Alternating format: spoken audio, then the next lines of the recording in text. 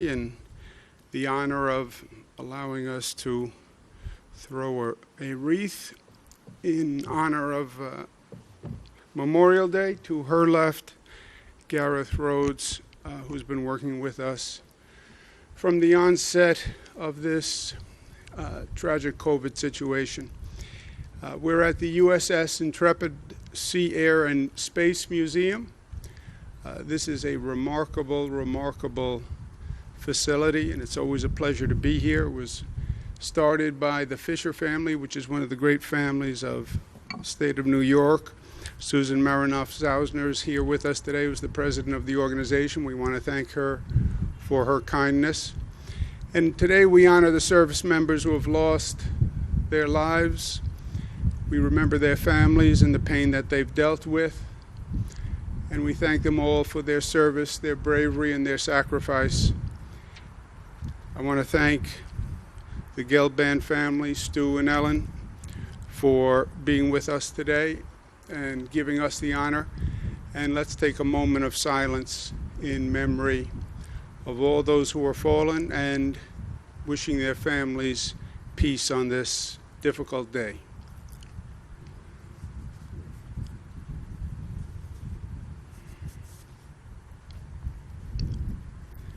Thank you.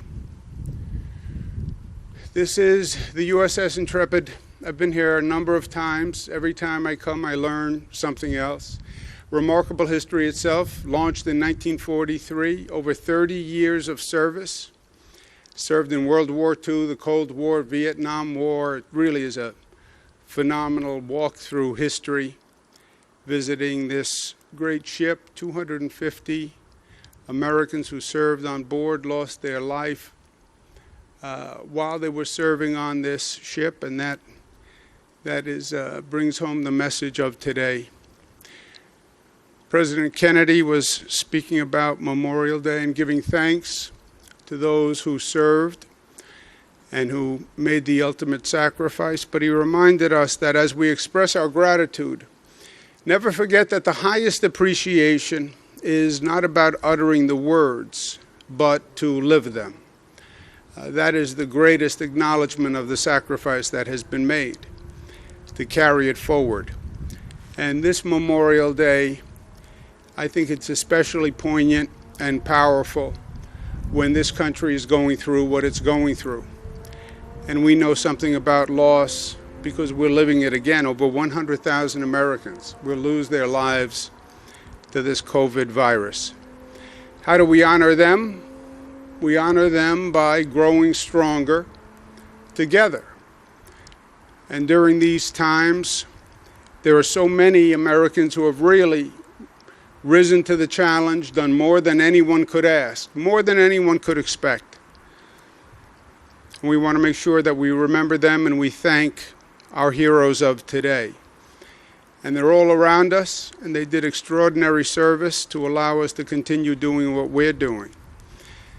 I can just imagine the responsibility of a chief executive who has to call men and women into war and how they deal with that responsibility. I know that I feel a grave responsibility to our frontline workers, our essential workers, who understood the dangers of this COVID virus, but went to work anyway because we needed them to.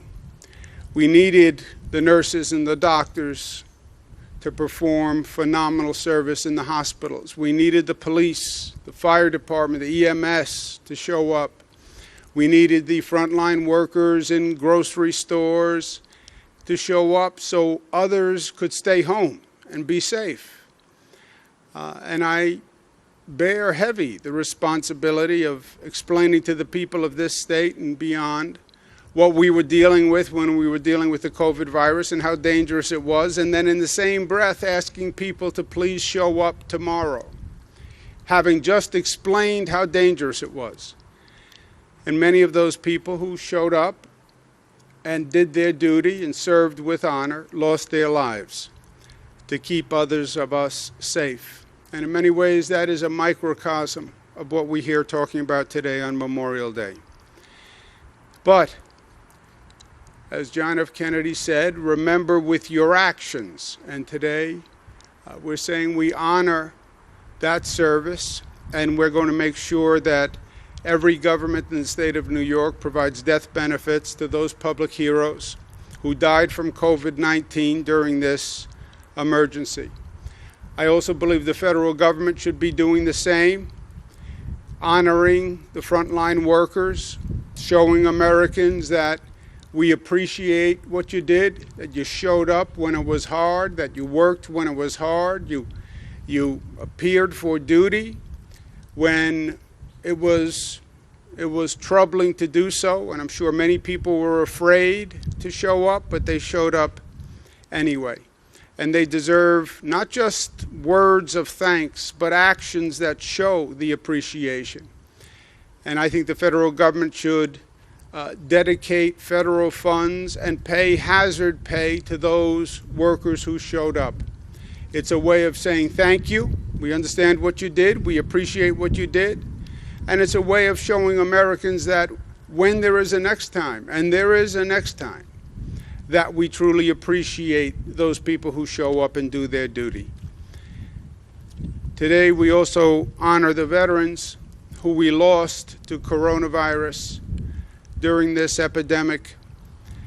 Jack Conyers, Stephen Patty, Cleveland Jessup, and those are just a handful, people from New York.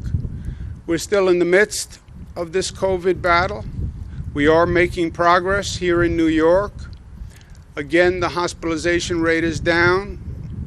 The net change in hospitalizations is down.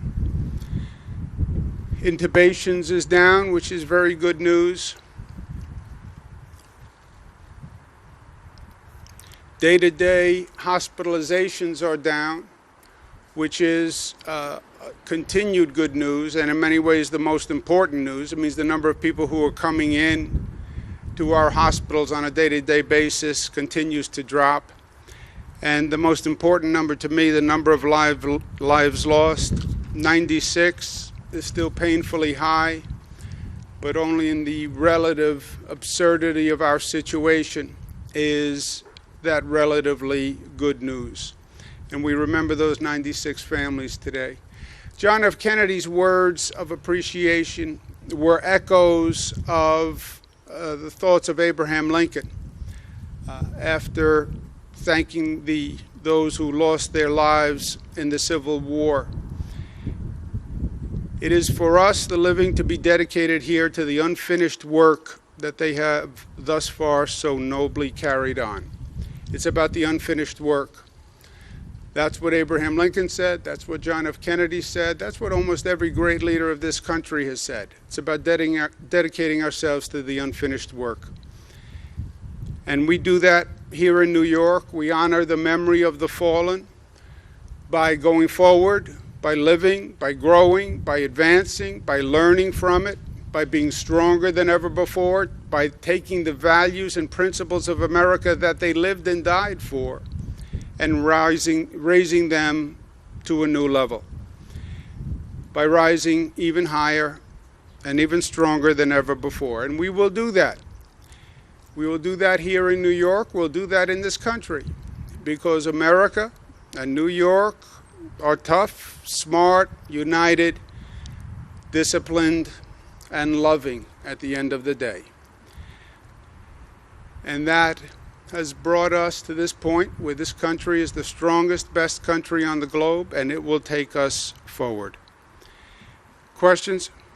Yes, Governor, when you had required people in nursing homes who were working there to get tested twice a week, are you also requiring the patients to be tested as well?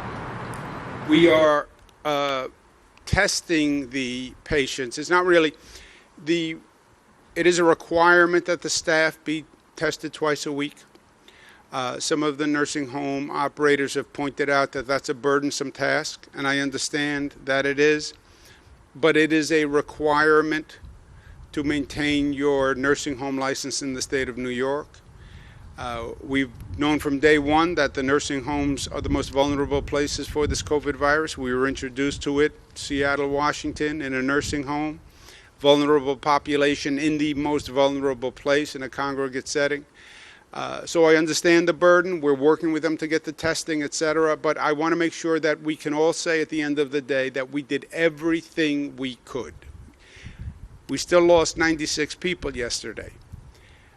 God and Mother Nature has a hand in this, but we did everything we could. They got the best hospital care, the best nurses, the best doctors, and still we lost 96 people.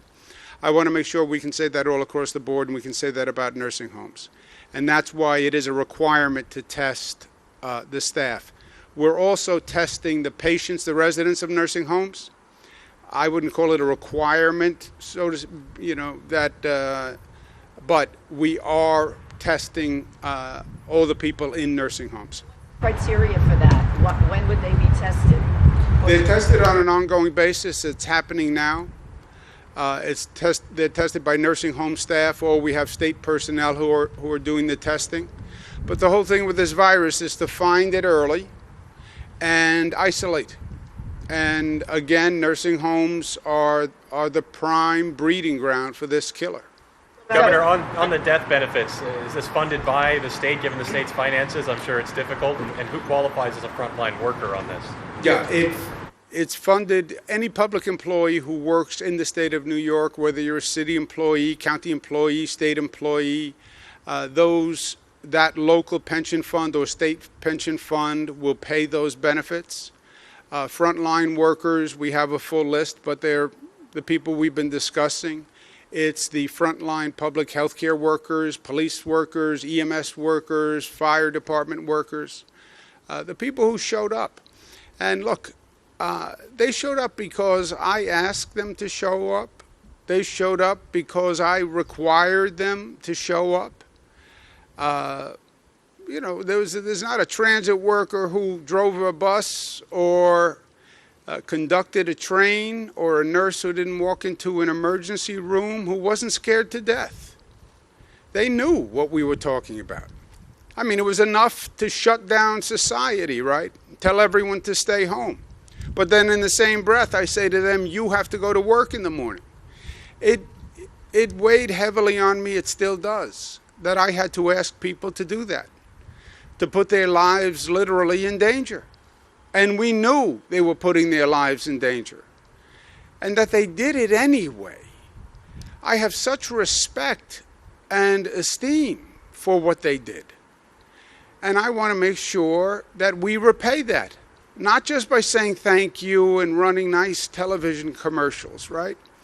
That's why I use the words of JFK and Abraham Lincoln. You want to say thank you, show that you're grateful. Show the respect. And the least we can do, and I would say what we must do, is for their families, those who died from the COVID virus, make sure they get the appropriate death benefits. I know that it's based on numbers, but given the data that you've been looking at, Mayor de Blasio has said that New York City could open sometime around mid-June, which is actually not that far away. Based on the data you're seeing, is that a possibility?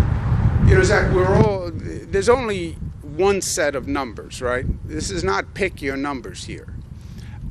We have statewide criteria. They are the same all across the state. And we know where we are on each of those criterion on any given day, and they're posted on the website.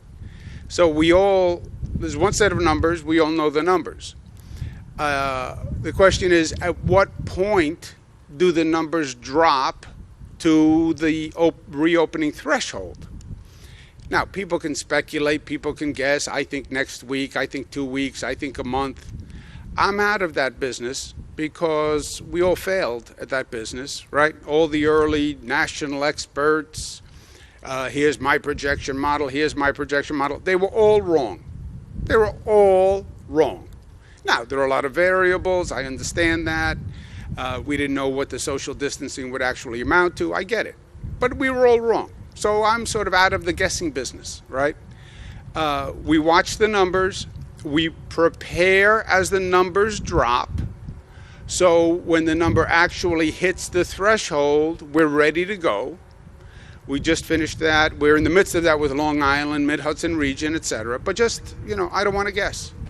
There is a letter to you from Staten Island elected officials on that same notion that they've already hit all of your metrics and that they're asking you to separate them out from the other 4 counties of New York City. Would you consider doing that? Yeah, but then what you would have to say is Staten Island is a place unto itself, right? And I understand the Staten Island mentality, and I love Staten Island, and I have a lot of friends there. But it's not a place unto itself for this purpose. If you live on Staten Island, you very well may be working in Manhattan. You're traveling through the New York City area. So Staten Island is part of New York City. Queens is part of New York City. Brooklyn's part of New York City. Bronx is part of New York City.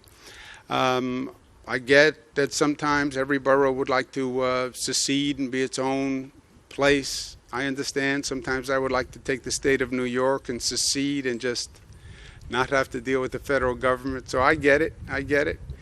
But Staten Island just practically is still part of New York City. And that's the region in which the infection would spread. A quick follow-up. The state dashboard shows an uptick in hospitalizations in central New York and in the Finger Lakes regions. To what degree do you attribute that to reopening in those regions, and how concerned are you about it? Yeah, first of all, the numbers do bounce. And when we reopen, it would be, you could expect an uptick. I like to make the point that it's not necessarily determined that you will have an uptick. It's contingent on how people act and what people do. But increasing gatherings, increasing activity, you will increase the infection rate. It does bounce anyway. Where we've seen the uptick in hospitalizations, I don't believe factually that could be linked to the reopening because it's too fast. If you get the virus today, the virus takes a couple of days to incubate. You then start to have some symptoms. You might feel ill to stay home, or you might not. If you feel ill to stay home, you'd be home for a few days. But it's like 10 days until you'd even think of going into the hospital. And that does not sync up with the reopening. It was too fast. Governor, I'm sure you can hear behind you, car traffic is picking up. Naturally, people are going to be a little afraid to get back on the subway despite the disinfecting. Congestion pricing was supposed to start up in January. I wanted to see if that is still at all on track, if you still want that in place. The congestion pricing, the big hurdle there is approval by the federal government, which actually has nothing to do with this entire COVID situation. Legally, some of the roads are federal roads, which then gives them the right to have to approve the congestion pricing plan. There have been many conversations with them about the pricing plan, but they have not yet approved it. So put COVID aside and everything else aside. You need federal approval, and we haven't gotten the federal approval yet. Now, why they wouldn't give us the federal approval is beyond me, which comes back to the possible, what if New York would have secede point, which we can't do, but it's nice to think about. The administration for that approval? There have been multiple conversations between the MTA and the federal administration on congestion pricing. What do you think of when you see pictures? What do you think of when you see pictures of people in the Lower East Side, the Upper East Side, gathering without their masks in front of bars or restaurants? And even some of these other pictures in the country where there's mass gatherings in pools and beaches and no social distancing. Yeah, look, I'm a native-born New Yorker, as you know, so I was sort of born blunt, It is just the way of the place. And on the facts, you can reopen, you can increase activity without increasing virus spread. Be smart. I talk about the masks, and I'll talk about the masks until I am blue in my face because they work. They work. It is still inconceivable to me that the frontline workers have a lower infection rate than the general population. The nurses and doctors who were in an emergency room have a lower infection rate than the general population. The transit workers driving the subways have a lower infection rate than the general population. The police have a lower infection rate than the general population because they use the PPE. It works. Why you wouldn't use it? There's no legitimate, rational explanation. Well, I don't like the way it looks.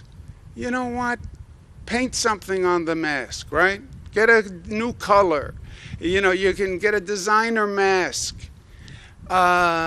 It's such a, the opposition is so trivial and nonsensical relative to the risk. You could get sick. You could make somebody else sick. Even if you think you're a Superman or Superwoman, you could bring the virus home and get someone sick and it winds up killing them. So it's not smart. It's not smart. My colleague, Melissa DeRosa, said yesterday, it was stupid. That's another way of saying not smart. Sort of the hyper New York way of saying that. Takes less words. But yeah, so. That more people are ignoring or declining to wear a mask and ignoring social distancing because they see the numbers go down and they just think, oh, okay, it's all better now. Yeah, the number goes down until you go out and don't do the PPE and don't do the mask, and then the number will go up. And who's going to determine what happens to the number? The person in the mirror determines that number. You tell me what people do today, I'll tell you what the infection rate is 3, 4, 5 days from now. And if they're not smart, the number will go up, and then we'll have to slow down the reopening, which is what you're seeing all across the country, by the way. Our number's going down. The rest of the country, the number's going up. Why? Because they never took it seriously. Reopen too fast, reopen without monitoring, reopening without controls, the number goes up. And they haven't even looked at the history on this. I know history isn't cool anymore. I like to talk about history, and some people point out that, you know, nobody really cares what happened 100 years ago. I get that. But sometimes you pick up a little hint. We had the 1918 pandemic. You look at the places that didn't close, they had a much higher infection rate. And then it comes back in a second wave. So it's not smart. It defies history, defies everything we know, defies common sense. On the eviction moratorium. Other than that, I don't have any strong feelings on the matter. On evictions, I know it was extended into August, but there were a few extra lines that were in this new one about the tenant needed to be having financial hardships or on unemployment benefits. I wanted to see why those lines were added, and are you worried that it all puts the onus on tenants to prove they shouldn't be evicted? No, look, a lot of this is common sense, right? And balance. You should not be evicted because you can't pay the rent. And that's the executive order, and that's true through August. So rent, I wanted to take rent off the table for people, all right? That's one less thing you have to worry about. And one less thing until August. And by the way, between now and August, there's a lifetime, and if we're still in this chaos in August, we'll figure it out then. But that doesn't mean if you can pay the rent, just don't pay the rent. You know, it's not a free pass. It's you didn't pay the rent because you can't pay the rent because there's a COVID-related financial hardship. You have to be in a position where you can't pay. For that? No, that's the definition. Financial hardship related to COVID. It can't just be that you're rich and you don't want to pay and you want to stiff the landlord, right? That's not what this is about. Any three-way deals with the legislature? I know that they've been looking at some bills. They want to come back into session this week. And do you think we could be looking at kind of a big legislative package before they officially get out of session? Look, the legislature is going to come back this week. I think that's good. I've been talking to the legislative leaders all through this, so There's nothing that we have done that I didn't talk to the Assembly about and the Senate about. The question is what they do, right? Legislatures tend to spend money, right? That's basically the power of the purse. The problem in this situation is we don't have any money. We have a $13 billion deficit. We're now looking at cutting school aid 20%, cutting local governments 20%, cutting hospitals 20%. The only possible good news is if the federal government actually acts responsibly and provides funding for state and local governments. Otherwise, we don't have money. And any additional money we spend increases the cuts to school aid, local government, and hospitals. It's a zero-sum game. There is no printing press in Albany that makes money. We now owe $13 billion.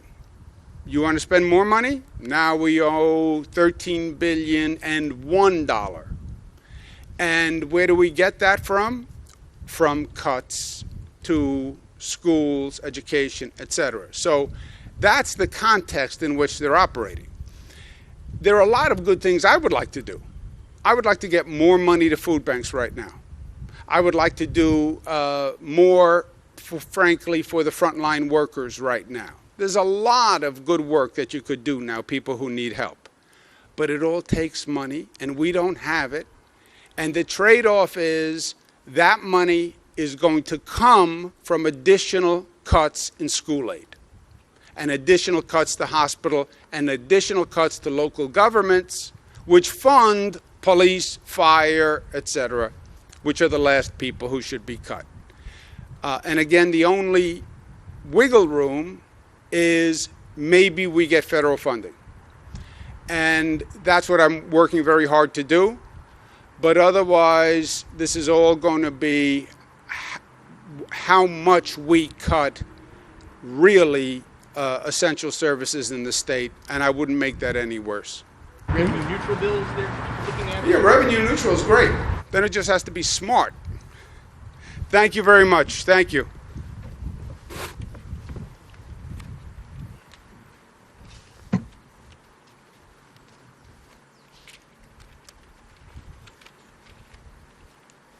Thank you.